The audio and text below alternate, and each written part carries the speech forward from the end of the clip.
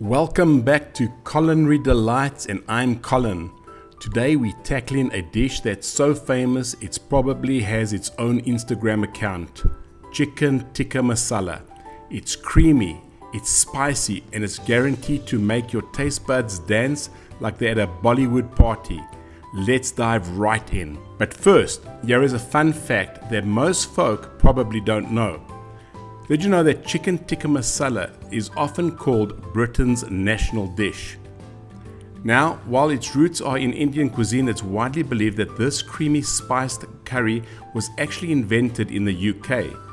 Legend has it a chef in Glasgow added tomato soup and cream to a chicken tikka dish to please a customer who wanted gravy, thus giving birth to this iconic chicken tikka masala we know and love today.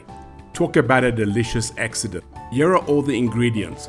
3 to 4 chicken breasts or chicken thighs cut into bite-sized pieces.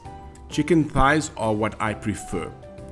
4 to 5 ripe tomatoes, diced.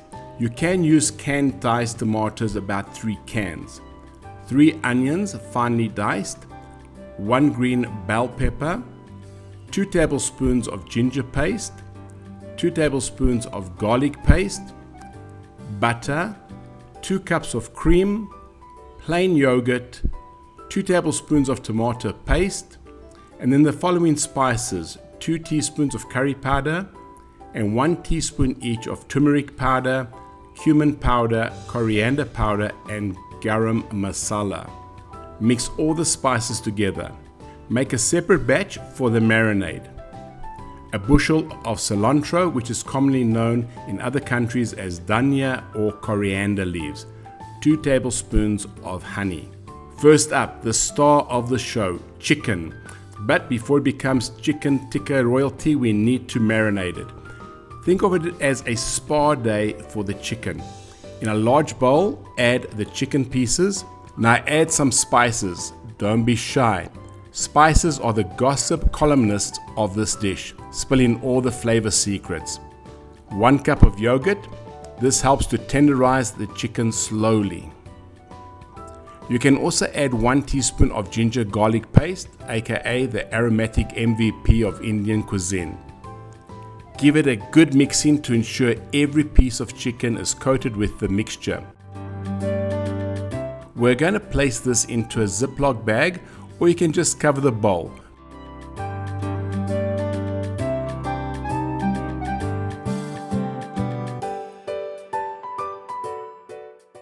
Place the chicken into the refrigerator for 8 to 12 hours for best results. If you can't wait that long, then leave it in for about 2 hours in the refrigerator. Time to cook the chicken. I'm using a large saucepan to fry the chicken. However, if you want another level of delicious flavor, then grill the chicken on skewers over a charcoal grill. Cook these beauties until they are slightly charred and smell like heaven. Now we create the sauce. Once all the chicken has been cooked, in the same saucepan and the same juices from the chicken, add about 2 to 3 heaped tablespoons of butter into the saucepan. Because we're not counting calories, we're counting smiles. Just look at all that amazing flavor on the bottom of the saucepan. All those flavors are going to take the dish to the next level of deliciousness. Toss the chopped onions and let them cry it out. Onions are the emotional support vegetables of this dish. Cook until the onions are thoroughly cooked through, and remember to add some salt, as this will help sweeten the onions. Add the tomato paste and stir in to release the flavors of the tomato paste.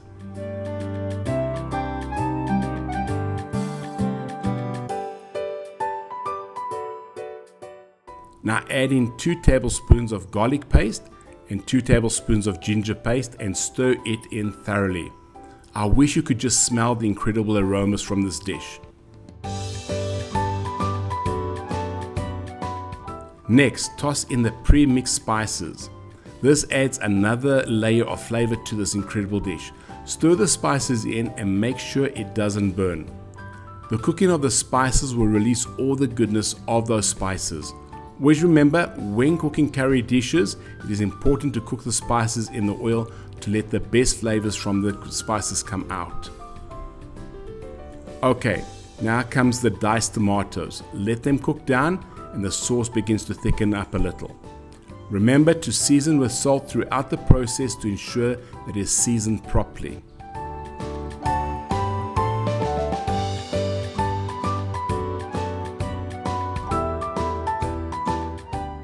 The next step is totally up to you, as you are the master of your own dish. To have a smooth gravy, use a stick blender and blend until the sauce becomes smooth and silky. Sometimes I like it a little bit more chunky, so whatever you prefer, just do it. So it's totally up to you if you want it smooth and silky, or if you want it chunky, it's up to you.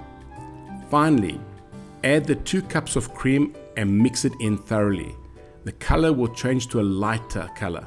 This is really what makes the Chicken Tikka Masala stand out, that delicious, rich cream. I normally add half a green pepper. This just adds another level of flavor to the dish. Go ahead and try it.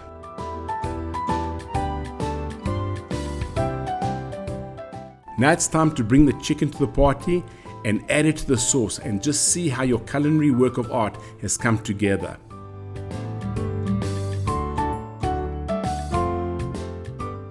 Go ahead and take some of the cilantro or the coriander leaves and garnish the dish, and there we go. Serve it with naan bread, rice, or just a spoon if you're feeling wild. Look at this masterpiece. Doesn't just scream out, I'm worth every calorie. This dish is definitely the queen of comfort foods. Now, let's give it a taste. Wow, I just wish you could just have a taste of this. It is absolutely delicious. Just so creamy and so amazing. Now that's lekker. Remember to like, comment and subscribe for more saucy adventures. And if you try this recipe, let me know in the comments. See you next time.